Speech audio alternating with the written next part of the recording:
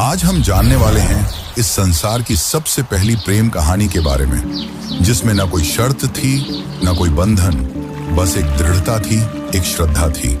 इस कहानी में रंग भी है और दुख का संग भी। यह है शिव और सती की अमर प्रेम कहानी, जिसमें प्रेम है, त्याग है और अंत में एक नई शुरुआत है। तो आइए जानते हैं इस महान प्रेम कथा को, सती कथा को। सती!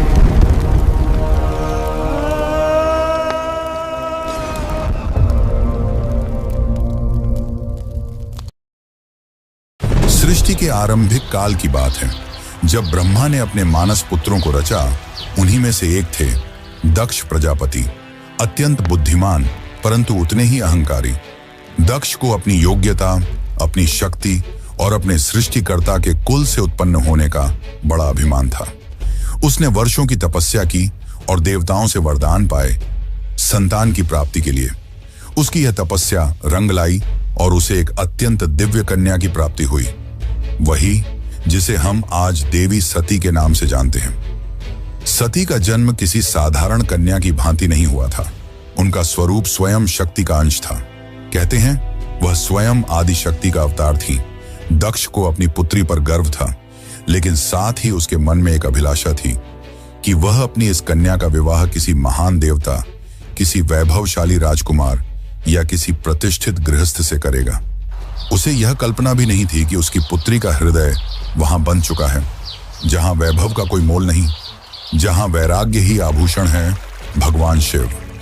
देवी सती बचपन से ही विचित्र स्वभाव की थी। अन्य कन्याओं की तरह ना तो उन्हें श्रृंगार में रुचि थी, ना ही राजसी जीवन की भव्यता में। जब जब वह शिव की चर्चा सुनती, जब किसी आर्ष्य द्वारा शिव की महिमा का वर्णन होता, उनका हृदय गहरे भावों से भर उठता। शिव जो श्मशानवासी हैं, जो मृग चर्म धारण करते हैं, जो भस्म रमाते हैं और सर्पों को आभूषण की तरह पहनते हैं। आम कन्याओं के लिए यह भय का कारण होता, पर सती के लिए यही शिव उनके अंतर्मन में बस चुके थे। धीरे धीरे यह आकर्षण भक्ति में बदला और भक्ति प्रेम में। अब सती का एक ही लक्ष्य था, शिव को पति रूप में प्राप्त करना। पर यह मार्ग आसान नहीं था। जब दक्ष को सती की इच्छा का आभास हुआ तो वह क्रोधित हो उठा। उसकी आंखों में तो शिव एक जंगल में भटकने वाले योगी मात्र थे। उसने सती को समझाने का प्रयास किया कि वह किसी योग्य, राजसी और सम्माननीय वर को चुने, पर सती अब निर्णय कर चुकी थी। उन्हें किसी धन, वैभव या पद की आवश्यकता नहीं थी। उन्हें चाहिए था वह परम पुरुष जो संन्यास में भी पूर्ण है, जो मौन में भी संपूर्ण है। और इसी लक्ष्य के लिए सती ने आरंभ की कठोर तपस्या। पर्वतों की गुफाओं में प्रचंड वायु और वर्षा के बीच सती ने भोजन तक त्याग दिया। उन्होंने पृथ्वी पर बैठकर खुले आकाश में बिना निद्रा के केवल शिव के ध्यान में लीन रहकर दिन, सप्ताह और महीनों का तप किया। देवताओं तक को आश्चर्य हुआ कि एक कन्या इतनी कठोर तपस्या कैसे कर सकती है। और जब उनकी तपस्या की अग्नि ने त्रिलोक को प्रभावित करना शुरू किया, तब अंततः भगवान शिव ने उनकी भक्ति को स्वीकार करने का निर्णय लिया। पर यह तो आगे की कथा है। अभी तो एक पिता के अहंकार और एक पुत्री के समर्पण की टकराहट शुरू हुई है। जहां एक ओर दक्ष चाहता है कि सती उसके राजनैतिक सपनों की सीढ़ी बने, वहीं दूसरी ओर सती हर सांस के साथ शिव का नाम जपती है। यही संघर्ष इस प्रेम कथा की पहली चिंगारी है, एक ऐसी चिंगारी जो आगे चलकर एक भीषण अग्निकांड बन जाएगी। सती अपनी तपस्या में लीन थी। उनका एकमात्र उद्देश्य था शिव की प्राप्ति। अनंतः उनकी भक्ति से प्रसन्न होकर शिव प्रकट हुए। शिव मुस्कुराए और एक क्षण में वह उस तपस्विनी के समक्ष प्रकट हो गए।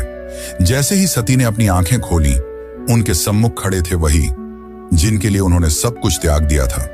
शिव ने उनके तप, प्रेम और अटल श्रद्धा को देखा और कहा, हे देवी, तुम्हारा प्रेम मुझे बाध्य करता है।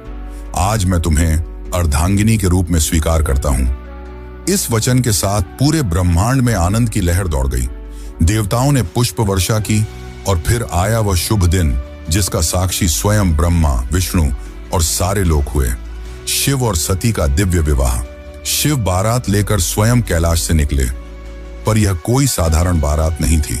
इसमें भूत, प्रेत, पिशाच, नाग, सिद्ध, योगी, अर्षि, देवता सब सम्मिलित थे। शिव की सवारी नंदी थी, शरीर पर भस्म, जटा से गंगा, गले में नाग। यह स्वरूप देख सभी स्त्रियां भयभीत हो उठी, पर सती के चेहरे पर गर्व था। उन्हें अपने शिव पर गर्व था। वैभव नहीं, सत्य का स्वरूप थे वह। विवाह का आयोजन राजसी नहीं था, पर दिव्यता से भरा हुआ था। स्वयं ब्रह्मा ने मंत्रोच्चारण किया, विष्णु ने कन्यादान किया और समस्त लोगों ने इस मिलन का स्वागत किया। यह केवल दो आत्माओं का नहीं, सृष्टि के दो मूल तत्वों शिव और शक्ति का मिलन था। लेकिन इस भव्य विवाह में एक स्थान रिक्त रहा। सती के पिता दक्ष प्रजापति, वह नहीं आए, ना ही कोई संदेश भेजा, ना ही कोई आशीर्वाद, क्योंकि उनके लिए यह विवाह एक अपमान था, एक चुनौती उनके अभिमान को। उनके अनुसार यह मिलन योग्य नहीं था। और यहीं से प्रारंभ हुआ उस अग्निकथा का बीज, जो आगे चलकर पूरे यज्ञ को जला देगा। समय धीरे धीरे बीतता है। कैलाश पर्वत पर प्रकृति की गोद में शिव और सती अपना वैवाहिक जीवन शांतिपूर्वक और आनंद से व्यतीत कर रहे हैं। कैलाश की गुफाएं, मंदाकिनी की कलकल धारा और बर्फीली हवाएं सब साक्षी थीं उस दिव्य प्रेम की जो समय और शब्दों से परे था। लेकिन इसी बीच एक और स्थान पर कुछ और ही चल रहा था, राजा दक्ष के मन में। सती के शिव से विवाह को वह अभी तक स्वीकार नहीं कर पाया था। हर बार जब कोई शिव की महिमा का गुणगान करता, दक्ष की भौहें तन जाती। उसे लगता कि शिव ने उसकी पुत्री को अपनी योग्यता से नहीं, किसी छल से प्राप्त किया है। वह अपनी सत्ता, अपना रुतबा, अपनी श्रेष्ठता सिद्ध करना चाहता था और उसी घमंड ने उसे एक विशाल यज्ञ के आयोजन की प्रेरणा दी। दक्ष ने यज्ञ का आयोजन बड़ी धूमधाम से किया। ऐसा यज्ञ जिसमें समस्त देवताओं, ऋषियों, सिद्धों और लोकपालों को निमंत्रण भेजा गया। ब्रह्मा से लेकर इंद्र तक हर कोई आमंत्रित था, परंतु एक नाम उसमें अनुपस्थित था, महादेव शिव का। यह कोई भूल नहीं थी, यह था दक्ष का जानबूझकर किया गया निर्णय।